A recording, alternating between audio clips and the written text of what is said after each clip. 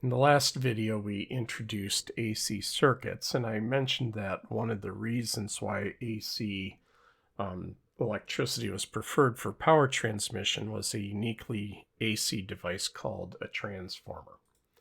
So this is a not terribly big transformer, but it is a transformer. The red wires here are connected to one coil of wire going around like this. And the black leads are connected to another coil.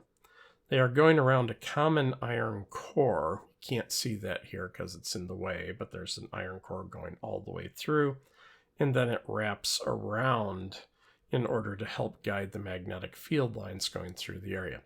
Now there's no electrical connection whatsoever between the two coils. They purely share a magnetic field. So what does this do for us? Well, the idea here is that by Faraday's law of induction, if we look at the output of the transformer, which we usually call the secondary coil, that will be equal to minus the number of turns in that secondary coil times the time rate of change of the magnetic flux going through it. And if I divide by the EMF across the primary coil by Faraday's law of induction, it'll be minus N1 d phi b dt. Well, the minus signs and the d phi b dt's cancel out, and what we get is that the ratio of the EMFs, which would be the voltage across the secondary to the voltage across the primary. So just the primary is where you're going in, and the secondary is where you're going out, is equal to the ratio of the number of turns. So what this does is, let's say you have 2,000 churns on the secondary and 200 churns on the primary. If you had 110 volts going into the primary, you'll have 1,100 volts going out at the secondary. Now, you can't get something for nothing, so energy has to be conserved. So this means that the rate of power going out of the secondary, has to be equal to the power going into the primary. So this will be the current through the secondary times the voltage across the secondary. This will be the current through the primary times the voltage across the primary. So the ratio of the current through the secondary to the current through the primary is going to be the ratio of the voltage of the primary to the secondary, which we saw was N1 over N2. So I2 over I1 will equal N1 over N2. So what this means is, if, say, we have 10 times as many windings on the secondary as the primary, the voltage will go up by a factor of 10, but the current will decrease by a factor of 10. So in practical application, what that does is it drops the, since the current drops by the ratio of the windings, the power lost in a transmission line goes as the square of the current times the resistance of the wire. So say if you have 10 times as many windings on the secondary as the primary, the current drops by a factor of 10, but the power lost drops by a factor of 100. And although there are inefficiencies in these what are called step-up and step-down transformers, the savings that you get in transmission line losses is well worth it. So let's think about how the power gets to your house, and we'll start kind of by just working backwards here. So this is a typical North American circuit breaker panel, and I will be focusing on what happens in North America, where we use what's called split phase power distribution to residential areas. So if you remove the protective metal cover in front of your breaker panel, this is what's behind it. This big cable here is what's coming into your power mast. From your power mast, this coiled bit of braided wire here is what's called the neutral. This could also be a white wire. It should stay at 0 volts. In practice, it might drift a little bit off of that. This black wire and this red wire are both what are called hot wires. This one is known as phase A, and this one is known as phase B. So remember, 120 volts AC means that you are oscillating between plus and minus 170 volts.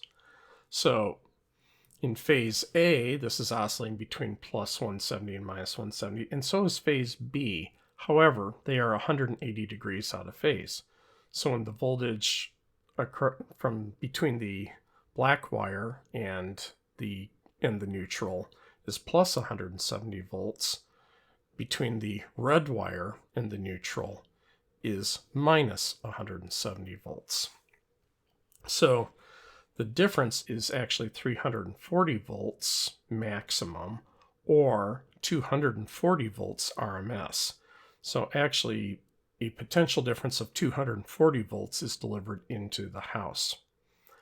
Now this big thing here is the master breaker. If the current exceeds whatever it's rated for, in this case 100 amps, the master breaker will disconnect both phases from the entire house. Now going from there, the phase A exits the master breaker and goes onto this bus bar, and phase B also exits the master breaker and goes onto this bus bar here. Now you'll notice these little fingers coming out of the bus bar. This is so that you can have both 120 and 240 volt service in the house.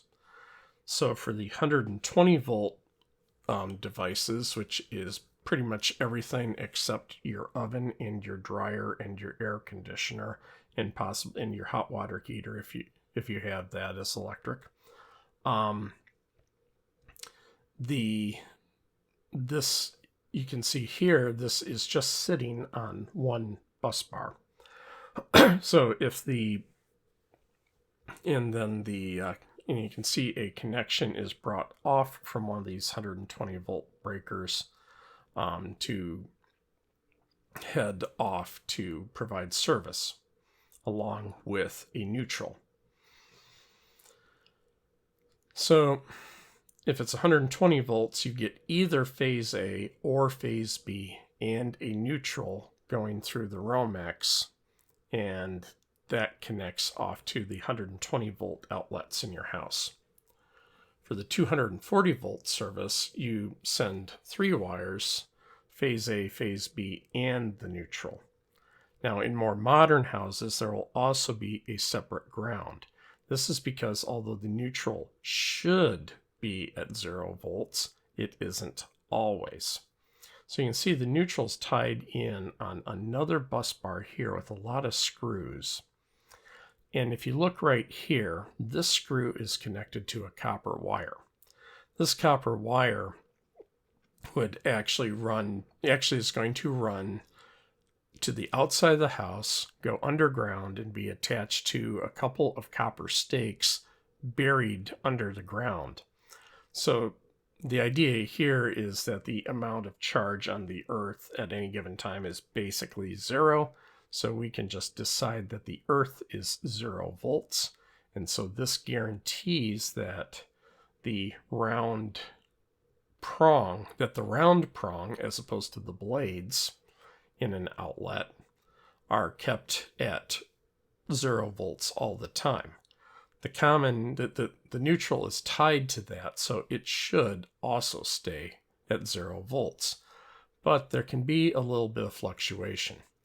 This is because since you are pulling off of both phase A and phase B, the demand, from one side of the house versus some other circuits in the house might not always be perfectly balanced, and this can cause a little bit of drift. So whenever new circuits are added, electricians have to do calculations to figure out which side of the panel they should add the next circuit onto. So when those, so let's see what that looks like when it gets to the plugs in your house.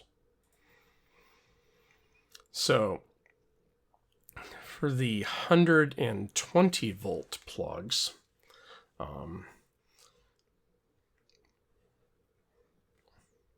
so this is a 120 volt plug, you're going to have a wide blade and a narrow blade and a round prong, like so. And the short blade will be connected to what's called the hot. This is either phase A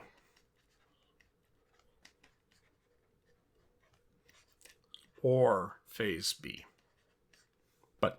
And then the wider blade will be connected to the neutral,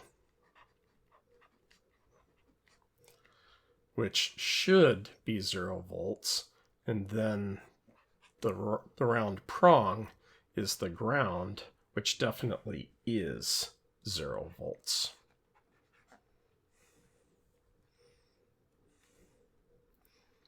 So that's a 120 volt outlet. If it looks like this, it means that the maximum that this outlet can provide is 15 amps. If you see like a little T shape on one of these, then that means that you can provide up to 20 amps. Okay, so the problem here is that certain very high draw devices, like your oven and your dryer, can pull an awful lot of current. And so again, the resistive losses within just the wires in the house can be so high that you run the very serious risk of catching the house on fire. So this is where the 240 volt supply comes in. So your oven plug, which this is also used for recreational vehicles, will typically look something like this. And this is a much larger plug than the 120 volt plug. So you'll again have a round pin here, which is the ground. And you'll have 3 vertical blades like this. One of these will be phase A. So let's say it's that one. This one here will be phase B. And then this one here is the neutral.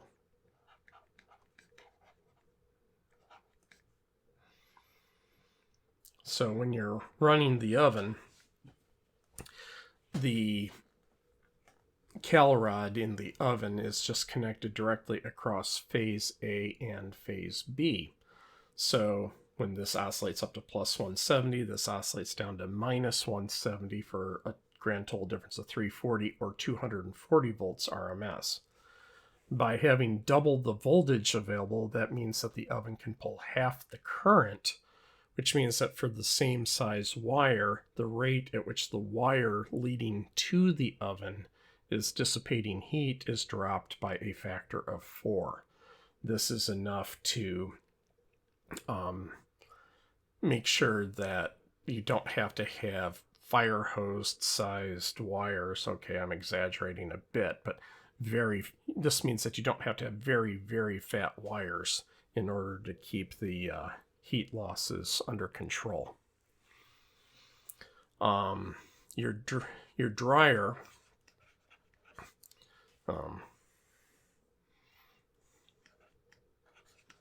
So this is designed to pull a maximum of 50 amps.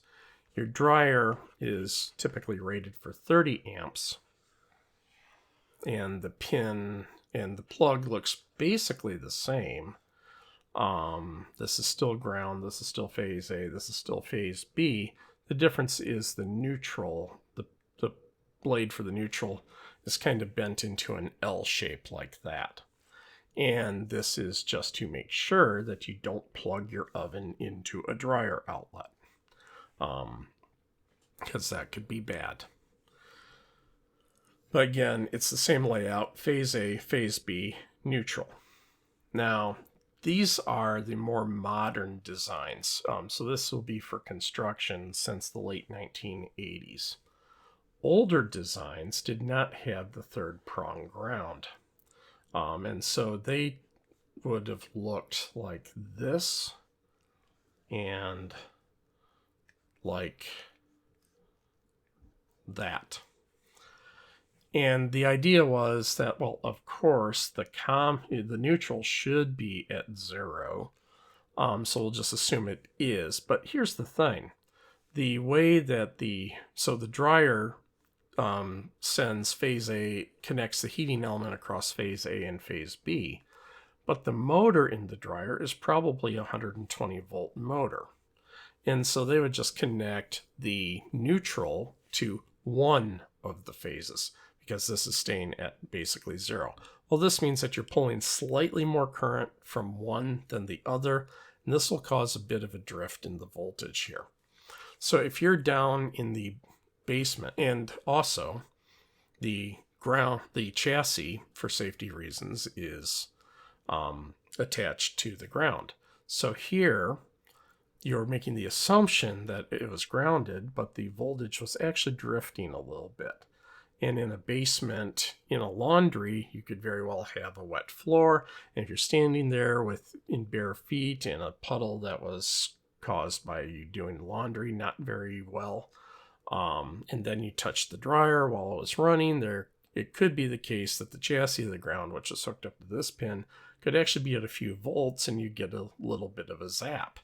And that wasn't a good thing. So generally speaking, for safety reasons, the ground, which is guaranteed to be at 0, came in, and now the chassis of the dryer is attached to this pin here. So then if you touch it while standing in a puddle, you really shouldn't, but if you do it accidentally, this is guaranteed to be at 0 volts. The puddle that you're standing in will find you a pathway to ground, which is also 0 volts. And so you won't pull any current through you, and you won't get a surprise. Now, how does it get to your house?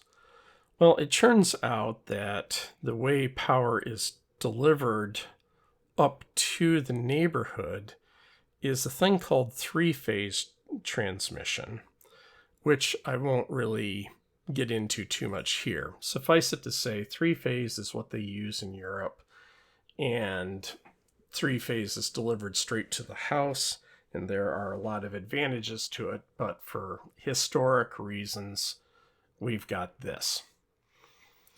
But three-phase is delivered straight to the factory because you can build nicer motors with three-phase. So anyway, within a few kilometers of your house, you're probably going to see on a utility pole something that looks like this. This is where they are pulling out the three-phase that's coming. The three phases are coming from the substation, and they're sending individual phases to different neighborhoods in the area. So coming in here, what you've got is, you can see this is a transformer here. This is attached to one of the phases coming in from the power company, and this is depends on the power company and how they're doing it, but typically around 7,200 volts or so, although it can be higher. So then this gets attached along on one side, and then a earth ground line on the other side to a transformer that's in this can. Also in this can is a really big honkin' fuse, just in case things go really bad. Now, if you are lucky enough to be somewhere where they actually bury the power lines, that will be sitting in typically a green box that looks something like this. But it's the same thing, it's just you can't see the wires. So anyway, we can see here that there's wire coming in from one of the phases being provided, goes into the transformer, and then you can see coming out of the transformer are 3 leads going to 3 wires. One of these is phase A, one of these is phase B, and the other is our neutral. So how do we achieve that? Well, see this wire going down here? First off, that's the earth ground for one side of the power transmission. But also coming out of the transformer, the transformer is wired up something, is hooked up something like this. So this is a symbol for a transformer.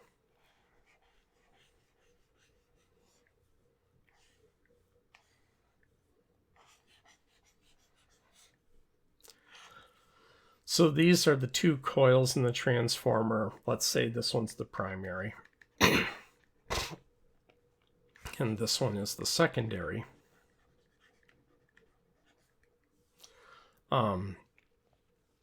This pair of lines here means that it's just a magnetic connection. There's no electrical connection.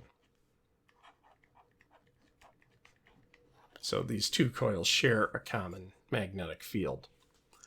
So what they do is the primary comes in at about 7,000 volts-ish, and then gets stepped down to about 240 volts. If you notice, the wires going into the transformer are much thinner than the ones going out.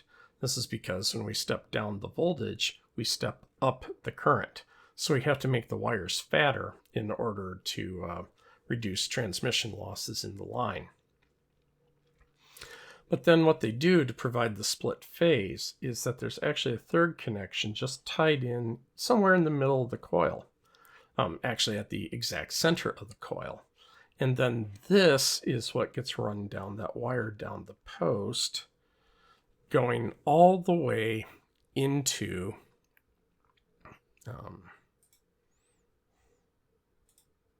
a stake in the earth. There's a little cover here just to make sure people, nobody cuts it accidentally or anything like that. But the wires continue to run down the pole and into a stake in the earth. So again, guaranteeing that it is at 0 volts.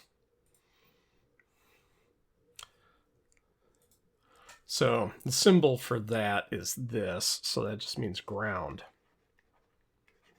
So we've set this to be at 0 volts, but the difference across these is 240 volts. So that means that there is a 120 volt difference here and a 120 volt difference here, but the difference across the whole thing will be 240. So this becomes your phase A, and this becomes your phase B going into the house. All right, but where did it come from there? 7200 volts is still a really high voltage. And it's because they can't step it all the way down to 240 from the substation. The runs would be too long. So up to a few kilometers away, probably from where you're at, from where these 7200 volt lines are, you'll probably see in high tension lines like these, where these could be anywhere on the order of about 500,000 volts potential difference, or even higher. And they will go into typically fenced off installations like this, because unless you know what you're doing, I mean, all these wires that you see here, they're not insulated. They are at ridiculous voltages. You touch one of those not knowing what you're doing, you will fry yourself. And you can see these huge boxes there. Yeah, those are transformers, like right there. They are really, really big transformers, and they're stepping down from the 500,000 or so volts down to the 7,000 or so volts, and the current going through the wires will go up in proportion. So on the other end, when you have a power factory or a power plant, typically they tend to produce electricity at about 10,000 volts or so, and then it goes and gets stepped up. So here's an example of a nice power factory here. This is taken from a solar farm.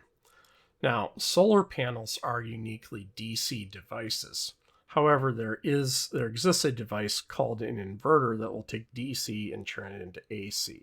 The outputs from all these inverters are combined in a giant, basically, power panel to make about a 600 volt AC connection in this particular power farm.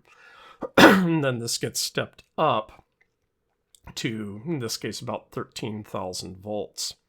And this will find its way to some step-up transformer to go into the grid. Now, take a look at this. So this is at 13,000 volts. The current going through the wires coming out of the transformer is a measly 33 amps. And yet, this corresponds to over 400 kilowatts of power being delivered to the neighborhood. So, with only 33 amps, the losses are in the transmission lines are acceptable. Now, things are changing a bit. I've already mentioned that solar panels are uniquely DC, and so there is some thought that with household solar panels, especially if you also have battery storage, which is itself DC, that you might want to start running DC wiring from the solar panel into the battery. In fact, this is actually what's done in a lot of sailing vessels. And then you'll again have use these inverters to get yourself AC for the rest of your devices in the house. The other thing where DC is starting to come back into play is there is sort of a funny effect in AC. If we look at a cross section of wire, it turns out that in AC, the closer you are to the outside, to the outside of the wire, the greater the density of current that gets transmitted. So most of the current, this is an effect called skin depth. It's way beyond the scope of this presentation to get into what happens, but suffice it to say that the bulk of the current gets transmitted on the outside, and the amount of current going through into the interior of the wire gets less and less and less. So with the big transmission lines, so remember, the bigger you make a wire, the less its resistance. Transmission lines use very, very big wires, but however, since you're only basically using the outside of it, most transmission lines are actually hollow. There are spacers stuck inside, so that since you're only using this much of it, you may as well leave it hollow to save some electricity, save some cost. A lot of cost, actually. But it turns out that trying to do runs of more than, like, say, 1,000 kilometers or so, even at 500,000 volts, the losses become unacceptable. Then someone came up with a clever trick. There is a DC, there is a device called a rectifier that will take AC and turn it into DC. And so, kind of in a funny circle, in areas where very long runs are needed for the grid, like say interconnects between say Scotland and continental Europe is one example. There are a few others. They're going back to DC. This is because with DC, the current is uniformly transmitted through the wire. So although it's a fatter, so you can use a fatter wire, but not only that, since it's distributed uniformly, you can deliver a lot more current through. The trick was being able to make DC inverters that would allow you to go up to 1,000,000 volts. So again, very low currents going, comparatively speaking, going through these very, very fat wires. And by doing this, it's become possible to have continent spanning delivery. This can be really useful, say, in places like North America, where in the eastern seaboard, well, actually anywhere, the main peak in power demand is actually right around about 6 o'clock. That's when everybody's gotten home. They've gone home, they turned on the TV, they turned on the oven, they've turned on a whole bunch of devices. That turns out to be the biggest single surge. And the thought is that you could, because the US is and Canada are so wide that you've got multiple time zones going across them. Say in the case of New York, if you could say have a solar farm located in Arizona or California, you can take advantage of the 3-hour time difference, transmit over these high voltage DC lines with acceptable losses across the entire continent. And so when it's 6 o'clock in New York, it's 3 o'clock in California, where you're still getting pretty darn good sun, and you can help to take care of that load without having to turn on special power plants called peaker plants to take care of that additional load. Alrighty, so in the next video we will go ahead and take a look at what happens in AC circuits when we have capacitors and inductors present. Catch you in the next one.